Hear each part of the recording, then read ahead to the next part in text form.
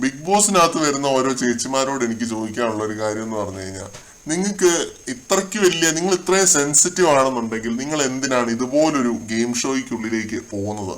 എന്ത് ഓർത്തോണ്ടാണ്, എന്ത് മനസ്ഥിതി വെച്ചിട്ടാണ് നിങ്ങൾ ഇതുപോലുള്ള ഓരോ ഗെയിം ഷോസിലേക്ക് പങ്കെടുക്കാനായിട്ട് പോകുന്നത്?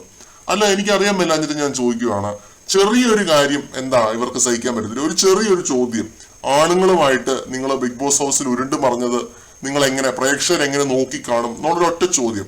ആ ഒരു ചോദ്യത്തിന് എന്താണ് ഇതിന് മാത്രം വലിയ പ്രശ്നം? എന്താണ് അതിൻ്റെ അകത്തുള്ളത്? വളരെ ചങ്കൂറ്റത്തോടെ നേരിടേണ്ട ഒരു ചോദ്യമാണ്. ഞാൻ ഇപ്പോ ഉരുണ്ടു പറഞ്ഞു എന്നുള്ള ഒരു തിരിച്ചൊരു റിപ്ലൈ അങ്ങനെ കൊടുത്തു കഴിഞ്ഞാൽ തീരാവുന്ന ഒരു ചോദ്യമാണ്. പക്ഷെ സരികയെ പോലുള്ള, കലാഭവൻ സരികയെ പോലുള്ള കുലസ്ത്രീ അമ്മായിമാര്, അവർക്ക് ആ ഒരു വിഷയം എന്ന് പറഞ്ഞാൽ അവർക്ക് സഹിക്കാൻ പറ്റത്തില്ല.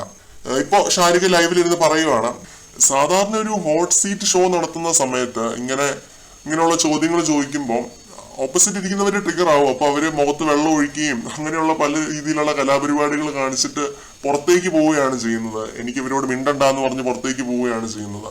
അപ്പൊ അത് സരികയോട് പറഞ്ഞപ്പോ സരിക പറഞ്ഞു അത്രേ, തന്റെ തന്തയല്ല എന്റെ തന്ത എന്ന് പറഞ്ഞു. ആ രീതിയിലാണ് ഷാരിക ബിന്നിയോയ്ക്ക് ഒരു എക്സ്പ്ലനേഷൻ കൊടുത്തു. അപ്പൊ അത് പറഞ്ഞപ്പോ ഷാരികയ്ക്കും ട്രിഗറായി. അങ്ങനെയാണ് ഇതൊരു വലിയൊരു ഫൈറ്റിലേക്ക് നീങ്ങുന്നത്. അപ്പൊ ഇതാണ് എനിക്ക് ചോദിക്കാനുള്ളത്, ഇവർക്ക് ഇത്രയ്ക്ക് ട്രിഗർ ആവും, ഇത്രയ്ക്ക് സെൻസിറ്റീവ് ആണെന്നുണ്ടെങ്കിൽ എന്ത് കണ്ടിട്ടാണ് ഇവരെയൊക്കെ ഈ ഷോയിൽ പങ്കെടുപ്പിക്കുന്നത്? അല്ലെങ്കിൽ ഇവരൊക്കെ എന്തുകൊണ്ടാണ് ഇത് പങ്കെടുക്കാൻ പോകുന്നത് എന്നുള്ളതാണ്. പേരും വേണം, പ്രശസ്തിയും വേണം, പണവും വേണം.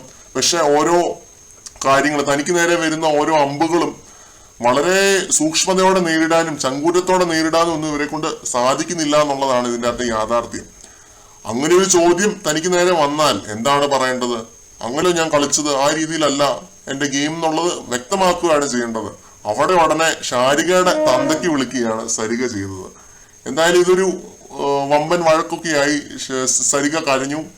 ഷാരിക അവിടെ നിന്ന് എക്സ്പ്ലനേഷൻ കൊടുക്കുന്നുണ്ട് ബിന്നിക്ക്. കൂടുതൽ ലൈവ് അപ്ഡേറ്റുകളുമായിട്ട് നമുക്ക് വീണ്ടും കാണാം.